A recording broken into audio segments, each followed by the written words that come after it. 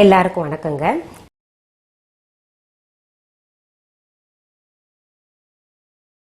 இன்னைக்கு பார்த்தீங்கன்னா உங்களுக்கு ஒரு சைட் டிஷ் தான், அதாவது ஒரு கிரேவி வெரைட்டி சொல்லித்தர போகிறேன். அது என்னன்னு பார்த்தீங்கன்னா பஞ்சாபி பொட்டேட்டோ கிரேவி சொல்லித்தர போகிறேங்க. ஒரே வகையான கிரேவி இருந்தால் ரொம்ப எல்லாரும் அழுத்து போயிடுறாங்கல்ல, அதனால தான் பார்த்தீங்கன்னா என்கிட்ட நிறைய பேர் கேட்குறாங்க, மேடம் நிறைய கிரேவி நீங்கள் செஞ்சு காமிங்க, சைட் டிஷ் எல்லாம் நிறையா செஞ்சு காமிங்கன்னு.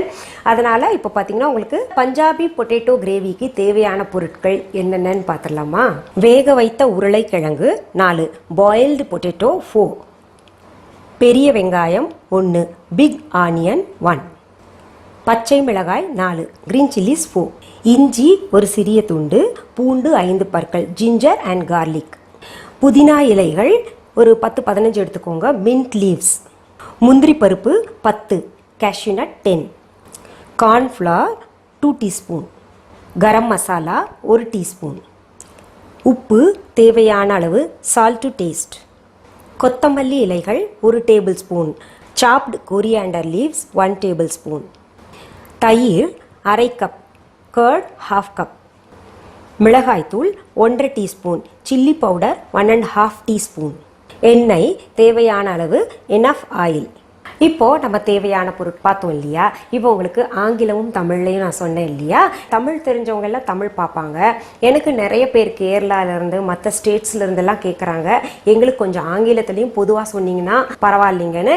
இப்போ எனக்கு பார்வையாளர்கள் பார்த்தீங்கன்னா நம்ம நாட்டை தாண்டிங்க வெளிநாட்டில் இருக்கிறவங்க ஆங்கிலேயர்கள் கூட பார்க்குறாங்க.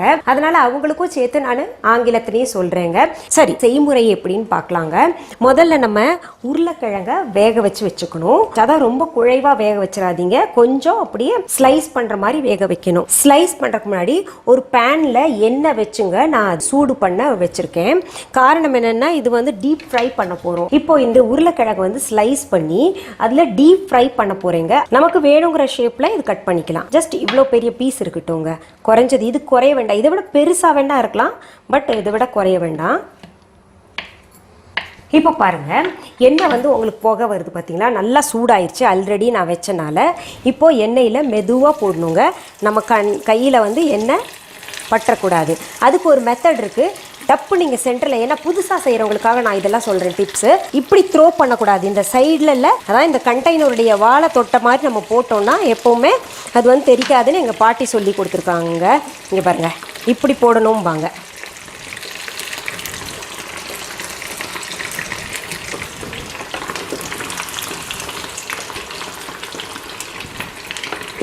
நல்லா டீப் ஃப்ரை பண்ணிடணுங்க.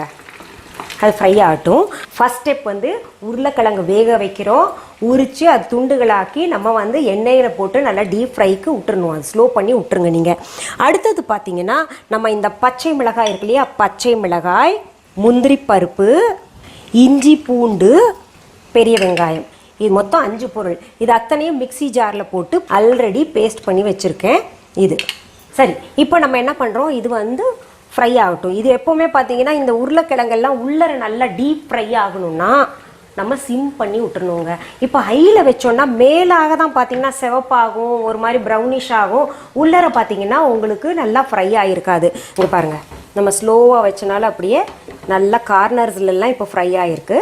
அப்படியே டீப் ஃப்ரை ஆகிடும், உள்ளர வரைக்கும் நல்லா ஃப்ரை ஆகிடும். இதில் நீங்கள் நல்லா ஞாபகம் வச்சுக்கணுங்க, உருளைக்கிழங்கு பாயில் பண்ணுறது 2 விசில் போதும். 2 விசில் எடுத்திங்கன்னா போதும். நீங்கள் 3-4 விசில்னு விட்டோம்னா நல்லா குழஞ்சிரும். அப்புறம் என்ன ஆகும்னா நம்ம ஆயிலில் போடும்போது அப்படியே ஸ்ப்ரெட் ஆயிரும். அடுத்த ஸ்டெப்புக்கு போகிறேங்க. இது பாட்டுக்கு இது ஃப்ரை ஆகட்டும். நெக்ஸ்ட் நம்ம வந்து கிரேவி ப்ரிப்ரேஷன் இருக்கு இல்லையா, இதுக்கு அது செய்வோம். இப்போ பாருங்கள், இந்த பேன் சூடாயிருச்சு, கொஞ்சம் ஆயில் சேர்க்குறோம். அதில் ஒரு ஜஸ்ட் என்ன 1 டேபிள் ஸ்பூன் ஆயில் சேர்த்தா போறோங்க. இப்போ நம்ம இந்த ஆயில் சூடாயிருச்சு, இப்போ எண்ணெய் சூடாயிருச்சுங்க. அடுத்தது என்ன பண்றோம்னா இந்த பெரிய வெங்காயம், இஞ்சி பூண்டு, முந்திரி பருப்பு, பச்சை மிளகாய் எல்லாம் போட்டு கிரைண்ட் பண்ணி வச்சிருக்கோம் இல்லையா, அரைச்சி வச்சிருக்கோம் இல்லையா, அந்த பேஸ்ட்டை இதில் போட்டு பச்சை வாசனை போகிற வரைக்கும் வதக்கணும். சிம் பண்ணிட்டு வதக்கணுங்க. பெரிய வெங்காயத்துக்கும் பச்சை வாசனை இருக்கும், பச்சை மிளகாய்க்கு அப்புறம் இஞ்சி பூண்டு எல்லாத்துக்குமே பச்சை வாசனை இருக்கும் இல்லையா, அது நல்லா இப்படி வதக்கிக்கிட்டே இருக்கணும். அது இதாகட்டும், நம்ம இது பார்த்துக்கலாம். அடுத்தது பாருங்கள், ஃப்ரை ஆகிக்கிட்டே இருக்கட்டு. நீங்கள் இப்போ இதில் என்ன பண்ணுங்க, நம்ம இப்போ நான்ஸ்டிக் பேன் நான் யூஸ் பண்ணுறதுனால ஆயில் கொஞ்சம் கம்மியாக ஆகும். இதுவே பார்த்தீங்கன்னா கடாய் இல்லை வந்து நான்ஸ்டிக் அல்லாத பாத்திரங்கள் நீங்கள் பயன்படுத்தும் போது பார்த்தீங்கன்னா கொஞ்சம் எண்ணெய் கூட போடணும். ஏன்னா அடி பிடிக்காமல் இருக்கணும், இன்னொன்று இப்படி கலந்துக்கிட்டே இருக்கணுங்க. இப்போ பாருங்கள், நம்ம வந்து என்ன தெரியுமா போட்டப்போ நல்லா பச்சை பசையில் இருந்ததில்ல, இப்போ பாருங்கள் சுருட்டிட்டு நான் கொஞ்சமாகிடுச்சு. அடுத்தது நம்ம என்ன பண்ணுறோம், அதில் இந்த புதினா இலைகள் அப்படியே முழுசாக போடுங்க. புதினா ஒரு 10, 15, 20 இலைகள் சேர்த்துக்கலாங்க. போட்டுட்டு உப்பு வந்து தேவையான அளவு போட்டுக்கலாம். அதுவும் நல்லா சுருட்டிக்கிட்டு வரட்டும். சிம் பண்ணி விட்டுடலாங்க. இது பார்ப்போம் நம்ம. பாருங்கள், இன்னும் கொஞ்சம் ஃப்ரை ஆகட்டும்.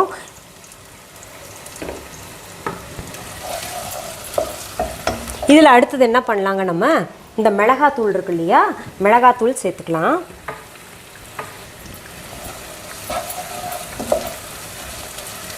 இந்த கார்ன் பவுடர் வச்சுருக்கோம் இல்லையா, அது வந்து கொஞ்சம் தண்ணி ஊற்றிங்க, கட்டி பிடிக்காமல் கலந்து வச்சுக்கலாம். பாருங்கள், லம்ப்ஸ் இருக்கக்கூடாது, சுத்தமாக கட்டி இருக்கக்கூடாது. இப்போ பாருங்கள், இந்த உருளைக்கிழங்கு பார்த்தீங்கன்னா நல்லா ஃப்ரை ஆகிடுச்சு, கோல்டன் ப்ரௌன் கலர் ஆகிடுச்சு இல்லையா. இப்போ நான் அடுப்பை அணைச்சிட்றேங்க. இங்கே பாருங்கள், ஒரு இதில் ஆல்ரெடி இந்த வடிகட்டியில் டிஷ்யூ பேப்பர் வச்சுட்டேன். நமக்கு சீக்கிரத்தில் எக்ஸஸ் ஆயில் உரியணுங்கிறக்காக தான் நான் டிஷ்யூ பேப்பர் சொல்கிறேங்க. பாருங்கள், இப்படி கார்னரில் நல்லா இப்படி வச்சுட்டு இப்படி போட்டுக்கலாம். இப்போ பாருங்கள், நம்ம இந்த போட்டோம் இல்லையா எண்ணெய் இந்த பேனில், அதில் 2 லைன் தான் குறைஞ்சிருக்கு, ரொம்ப ஒன்று எண்ணெய் உரியல. காரணம் என்னென்னா அந்த உருளைக்கிழங்கை வந்து பக்குவமாக வேக வச்சுருக்கோம், ரொம்ப குழைவு இல்லாமல் சரியாக ஒரு சாலிடாக வேக வச்சனால தான் நமக்கு வந்து எண்ணெய் அதிகமாக உரியல. இப்போ பாருங்கள், நம்ம இந்த மசாலா வந்து இப்படி ரெடி ஆகிருக்கு. அடுத்தது அந்த மசாலாவில் என்ன பண்ணலாங்க, நம்ம தயிர் இருக்கு இல்லையா, தயிரை சேர்த்துக்கலாம். தயிரை சேர்த்து இந்த மசாலாலாம் நல்லா ஒன்றாகிற வரைக்கும் கலந்துட்டுருக்கலாம். அடுத்தது என்ன பண்ணணும், நம்ம இந்த உருளைக்கிழங்கு வந்து அதில் போட்டுக்கலாங்க. போட்டு இப்போ ரொம்ப திக்காக இருக்குது இல்லையா, அதனால் நம்ம கொஞ்சம் தண்ணி சேர்த்துக்கலாம் அதில். ஏன்னா இனி கார்ன்ஃப்ளவர் கூட சேர்க்க போகிறோம். அப்போ என்ன ஆகும், கார்ன்ஃப்ளவர் வந்து இன்னும் கெட்டித்தன்மையை அதிகமாக கொடுக்கும். அதுக்காக நம்ம என்ன பண்ணலாம், கொஞ்சம் தண்ணி சேர்த்துக்கிட்டேன். ஏன்னா தயிர் வந்து ரொம்ப கெட்டியாக இருந்ததில்ல, நான் தண்ணியே சேர்க்கல. இப்போ பாருங்கள், ஒரு மாதிரி கிரேவி டைப்பில், செமி கிரேவி டைப்பில் வந்துருச்சு இல்லையா. இதை என்ன பண்ணலாங்க, அடுத்தது நம்ம இந்த கார்ன்ஃப்ளவர் வந்து கரைச்சி வச்சுருக்கோம்ல, இதை வந்து சேர்த்துக்கலாங்க அதில். இப்போ பாருங்கள், இப்படி இருக்குது, இந்த ஃப்ளோவில் இருக்குது. இப்போ கரம் மசாலா கடைசியில் நான் சேர்க்க போகிறேன். நான் 1 டீஸ்பூன் இப்போ சேர்த்துருக்கேன். நல்லா கலந்து விட்டுட்டு இதில் கொஞ்சம் கொத்தமல்லி இலைகளையும் சேர்த்துக்கிறேன். இப்போ மூடி போட்டு மூடி வச்சிடலாங்க. இப்போ பாருங்கள், நான் மூடி போட்டு கிட்டத்தட்ட ஒரு 2 நிமிஷம் மூடி வச்சுருந்தேன். இப்போ எடுத்து பார்க்கலாம். பாருங்கள், நல்லா செட் ஆயிடுச்சுங்க. இங்கே பாருங்கள், எண்ணெய்லாம் தனியாக பிரிஞ்சு ரொம்ப அழகாக இருக்குது, சரியான பதத்தில் இருக்குது. நம்ம இப்போது அடுப்பை அணைச்சிட்டு டிஸ்பிளே பண்ண போகிறேன். நல்லா கரம் மசாலா ஸ்மெல்லாம் சூப்பராக வருது. இப்போது நான் அதில் கொத்தமல்லி இலைகள் போட்டேன்ல உள்ள, இப்போ பார்த்தீங்கன்னா மேலாக கார்னிஷிங்காக இந்த கொத்தமல்லி இலைகள் போடுறேன். சரி, நான் இப்போ டேஸ்ட் பண்ணி பார்க்க போகிறேங்க.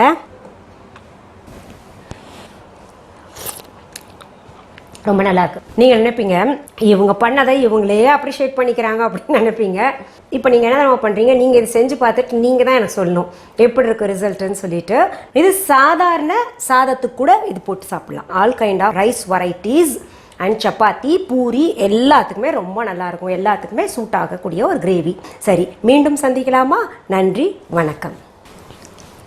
அன்பான வாடிக்கையாளர்களே, உங்கள் விஹா ஸ்டோரில் பூஜை பொருட்கள், சிலைகள், ராசிக்கற்கள், வாஸ்து பொருட்கள், விதைகள், பாரம்பரிய அரிசி வகைகள், சிறுதானியங்கள், ஆர்கானிக் பொருட்கள், மூலிகை எண்ணெய், மளிகை பொருட்கள், மரச்செக்கு எண்ணெய், மரப்பொருட்கள், வெள்ளி ஆபரணங்கள், கிஃப்ட் ஆர்டிகல்ஸ், காட்டன் மற்றும் பட்டு புடவைகள், காட்டன் சுடிதார்கள், பட்டு பாவாடை, குழந்தைகளுக்கான விளையாட்டு பொருட்கள், ஹை குவாலிட்டி இமிடேஷன் நகைகள், வீட்டு உபயோக பொருட்கள், ஜூட் பேக்ஸ், ஹேண்ட்மேட் சோப்ஸ், அழகு சாதன பொருட்கள், சிறுதானிய பிஸ்கெட்டுகள், ஹோம் அப்ளையன்சஸ், இன்னும் பற்பல பொருட்கள் விற்பனைக்குள்ளது. விஹா ப்ராடக்ட்களை நீங்கள் வாங்க விரும்பினால் அது எங்களுடைய viha.online வெப்சைட் மற்றும் சென்னை ராஜா அண்ணாமலைபுரத்தில் உள்ள எங்கள் விஹா ஸ்டோரில் மட்டுமே கிடைக்கும் என்பதை தெரிவித்துக் கொள்கிறோம். வேறு எந்த ஆன்லைன் வெப்சைட்களிலும் விஹா ப்ராடக்ட்கள் விற்பனைக்கு கிடையாது என்பதை நீங்கள் கவனத்தில் கொள்ள வேண்டும். எங்கள் விஹா ஸ்டோரின் விலாசத்தை கண்டறிய கூகுள் மேப்ஸில் விஹா ஸ்டோர் என்று டைப் செய்தால் வழியை கண்டறியலாம். www.viha.online வெப்சைட்டிலும் விஹா ஸ்டோரின் அட்ரஸ் உள்ளது.